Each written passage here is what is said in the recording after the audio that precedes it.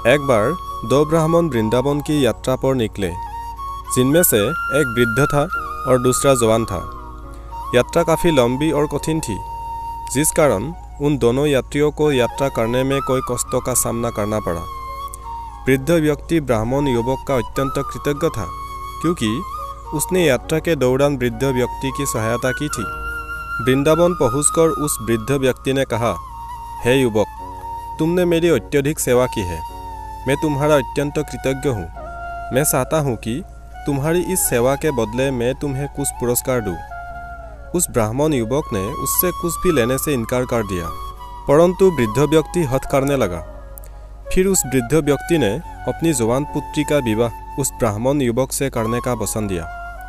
ब्राह्मण युवक ने वृद्ध व्यक्ति को समझाया कि ऐसा नहीं हो सकता, क्योंकि आप बहुत अमीर हैं और मैं बहुत ही गरीब ब्राह्मण हूँ।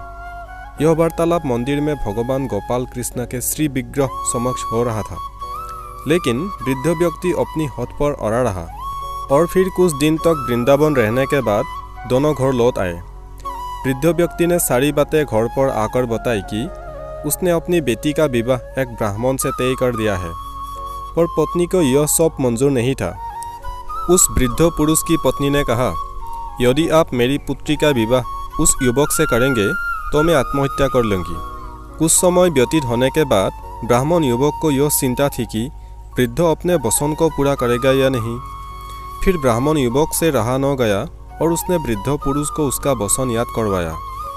वह वृद्ध पुरुष मौन रहा और उसे डर था कि अगर वह अपनी बेटी का विवाह इससे करवाता है तो उसकी पत्नी अपनी जान दे देगी, और वृद्ध पुरुष ने कोई उत्तर न दिया। तब ब्राह्मण युवक उसे उसका दिया हुआ वचन याद करवाने लगा, और तभी वृद्ध पुरुष के बेटे ने उस ब्राह्मण युवक को यह कहकर घर से निकाल दिया कि तुम झूठ बोल रहे हो और तुम मेरे पिता को लूटने के लिए आए हो। फिर ब्राह्मण युवक ने उसके पिता द्वारा दिया गया वचन याद करवाया। फिर ब्राह्मण युवक ने कहा कि यह सारे वचन तुम्हारे पिताजी ने श्री विग्रह के सामने दिए थे। तब वृद्ध व्यक्ति का ज्येष्ठ पुत्र, जो भगवान को नहीं मानता था, युवक को कहने लगा, अगर तुम कहते हो भगवान इस बात के साक्षी है तो यही सही। यदि भगवान प्रकट होकर यह साक्षी दे कि मेरे पिता ने वचन दिया है, तो तुम मेरी बहन के साथ विवाह कर सकते हो। तब युवक ने कहा, हाँ, मैं भगवान श्री कृष्ण से कहूँगा कि वे साक्षी के रूप में आए। उसे भगवान श्री कृष्ण पर पूरा विश्वास था कि भगवान श्री कृष्ण उसके लिए वृंदावन से जरूर आएंगे। फिर अचानक वृंदावन के मंदिर की मूर्ति से आवाज़ सुनाई दी कि मैं तुम्हारे साथ कैसे चल सकता हूँ, मैं तो मात्र एक मूर्ति हूँ। तब उस युवक ने कहा कि अगर मूर्ति बात कर सकती है तो साथ भी चल सकती है। तब भगवान श्री कृष्ण ने युवक के समक्ष एक शर्त रख दी कि तुम मुझे किसी भी दिशा में ले जाना, मगर तुम पीछे पलट कर नहीं देखोगे। तुम सिर्फ मेरे नुपुरों की ध्वनि से यह जान सकोगे कि मैं तुम्हारे पीछे आ रहा हूँ।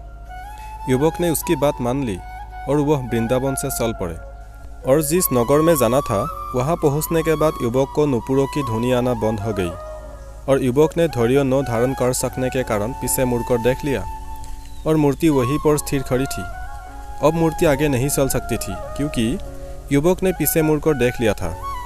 वह युवक दौड़कर नगर पहुंचा और सब लोगों को इकट्ठा करके कहने लगा कि देखो, भगवान श्री कृष्ण साक्षी रूप में यहाँ आए हैं। लोग स्तंभित थे कि इतनी बड़ी मूर्ति इतनी दूरी से चल कर आई है।